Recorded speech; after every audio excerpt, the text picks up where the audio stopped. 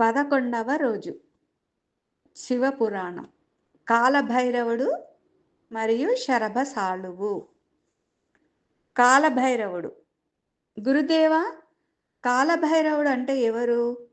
అతనికి చుట్టుకున్న బ్రహ్మ హత్యా పాతకం ఏ విధంగా తొలగిపోయిందో వివరించండి అన్నాడు నారాయణ భట్టు. చెప్పటం ప్రారంభించాడు రత్నాకరుడు. సృష్టి ప్రారంభంలో ఒకసారి బ్రహ్మదేవుడు శివకేశవులనిద్దరినీ చూసి, నేను పరబ్రహ్మ స్వరూపుడిని, నేనే సృష్టికర్తను, మీరిద్దరూ నా ఆజ్ఞానుసారం నడుచుకోవాలి అన్నాడు. దానికి శివుడు, బ్రహ్మదేవ, నువ్వు తెలిసి మాట్లాడుతున్నావో తెలియకుండా మాట్లాడుతున్నావో నాకు అర్థం కావడం లేదు. విష్ణుమూర్తిని సృష్టించింది నేను. ఆ విష్ణువు యొక్క నాభిలోని పద్మం నుంచి నువ్వు పుట్టావు.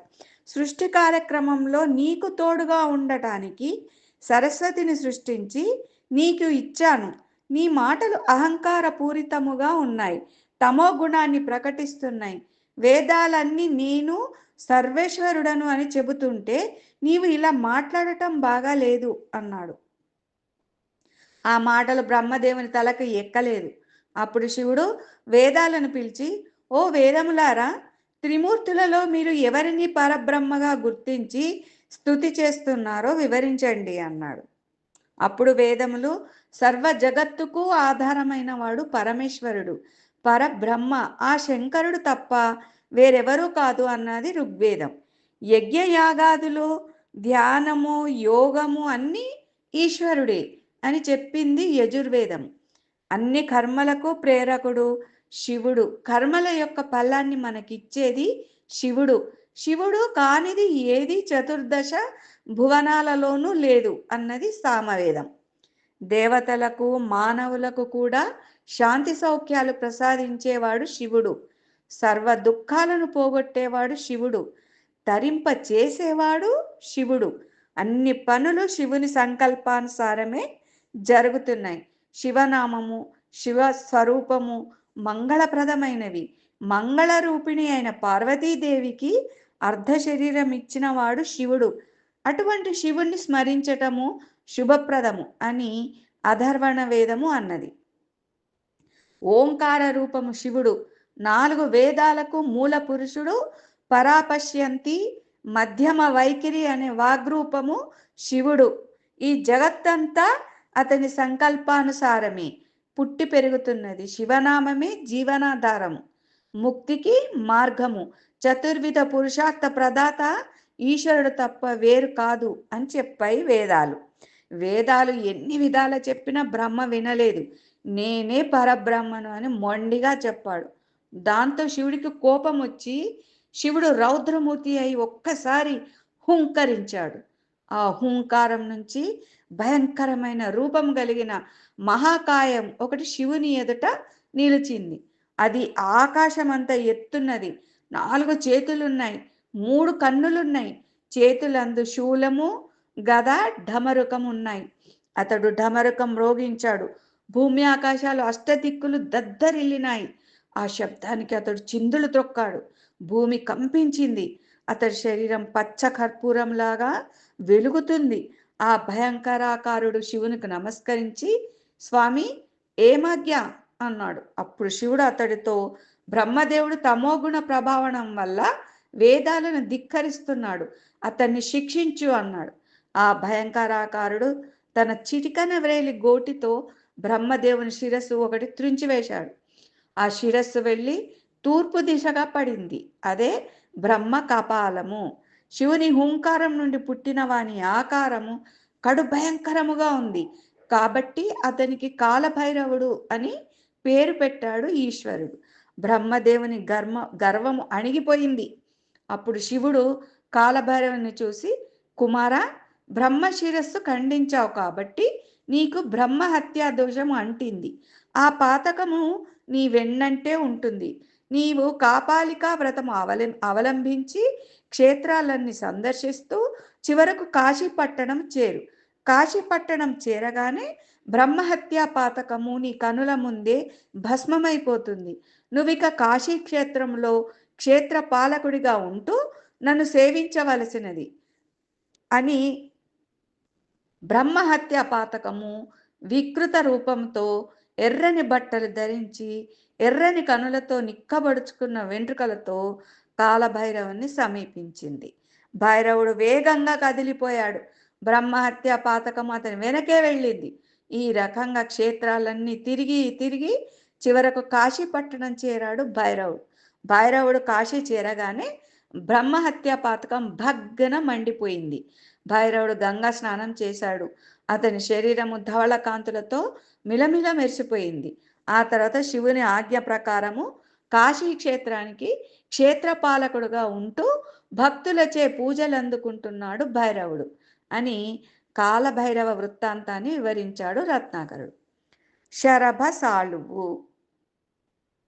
గురుదేవ, శరభము అంటే 8 కాళ్ళు గల జంతువు, ఏనుగు వంటిది, సింహం కన్నా బలమైనది అని కదా. మరి ఈ శరభసాలు అంటే ఏమిటి? దాని గురించి వివరించండి అన్నాడు కృష్ణ శర్మ. చెప్పటం ప్రారంభించాడు రత్నాకరుడు. కృతయుగంలో కశ్యప ప్రజాపతికి ద్వితీయందు హిరణ్య కశ్యప హిరణ్యాక్షులనే కుమారులు కలిగారు. వీరు చాలా బలవంతులు, మహా తపశ్శక్తి సంపన్నులు. బ్రహ్మను గుర్చి అనేక వేల సంవత్సరాలు తపస్సు చేశారు. హిరణ్యాక్షుడు భూమిని చాపగా చుట్టి సముద్రంలో పారేశాడు. శ్రీహరి వరాహావతారం ఎత్తి భూమిని రక్షించాడు. హిరణ్యకశ్యపుని సంహరించాడు. ఆ విషయం తెలిసిన హిరణ్యాక్షుడు బ్రహ్మను గురించి ఘోరమైన తపస్సు చేశాడు. బ్రహ్మదేవుడు ప్రత్యక్షమై ఏం వరం కావాలో కోరుకోమన్నాడు. అందరూ దానవుల లాగానే చావు లేకుండా వరం కావాలి అన్నాడు హిరణ్యకశ్యపుడు.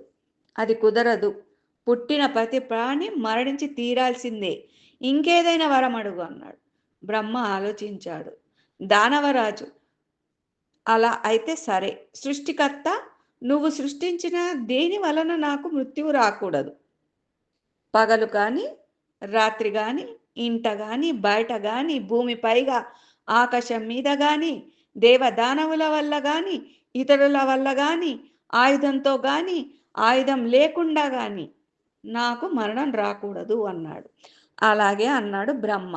వరబలముతో మహా గర్వించిపోయాడు హిరణ్యకశ్యపుడు. హిరణ్యకశ్యపుడు తపోవనానికి వెళ్ళేటప్పటికీ అతని భార్య లీలావతి గర్భవతి. ఆమెను చెరబట్టాడు దేవేంద్రుడు. మార్గ మధ్యంలో నారదుడు అడ్డుపడి లీలావతిని విడిపించి ఆమెను తన ఆశ్రమానికి తీసుకుపోయాడు. ఆమె గర్భంలో ఉన్న శిశువుకు అష్టాక్షరి మంత్రాన్ని ఉపదేశించాడు. శ్రీమన్నారాయణ లీలలను వినిపించాడు.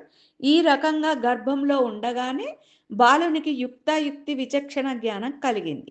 ఆత్మ సాక్షాత్కారమైంది. లీలావతి ప్రసవించింది. బాలుడికి ప్రహ్లాదుడు అని నామకరణం చేశారు. బాలుడు దినదిన ప్రవర్తమానం అవుతున్నాడు. చండామార్కుల వారి వద్దకు విద్యాభ్యాసం కోసం పంపారు. అక్కడ తోటి పిల్లలతో హరినామస్మరణ చేయించాడు ప్రహ్లాదుడు. వారందరికీ తత్వబోధ చేశాడు. ఆది మధ్యాంతరహితుడు శ్రీమన్నారాయణుడు, సృష్టి స్థితి లయకారకుడు శ్రీమన్నారాయణుడు, ఈ జగత్తంతా అతడే నిండి ఉన్నాడు. ఈ రకంగా వైష్ణవ తత్వాన్ని బోధిస్తున్నాడు ప్రహ్లాదుడు. నాయన, శ్రీహరి మన విరోధి, బ్రహ్మదేవుణ్ణి ఆరాధించు లేదా విష్ణుమూర్తిని ఆరాధించు, అంతేకాని హరిని మాత్రం వద్దు అన్నాడు తండ్రి. వినలేదు తనయుడు. తనయుణ్ణి శిక్షించాడు తండ్రి. ఫలితం లేదు. విపరీతమైన శిక్షలు వేశాడు.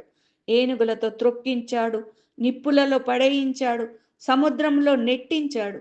కానీ ప్రహ్లాదుడు మాత్రం విష్ణు భక్తి మానలేదు. చివరకు ఎక్కడ ఉన్నాడు మీ హరి అన్నాడు. తండ్రి, ఒకచోట ఏమిటి తండ్రి? భూమిలో, ఆకాశం పైన, నీటిలో, నిప్పులో, అక్కడ ఇక్కడ అని ఏమిటి?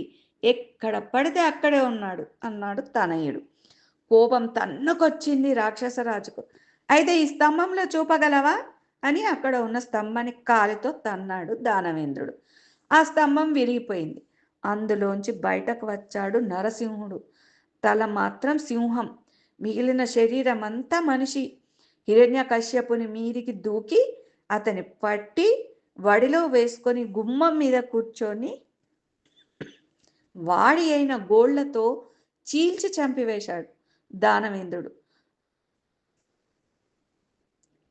దానవేంద్రుడు కోరుకున్నట్లే అతనికి మరణం సంభవించింది. హిరణ్యకశ్యపుని సంహరించిన తర్వాత ఉగ్రంతో ఊగిపోయాడు ఉగ్ర నరసింహుడు.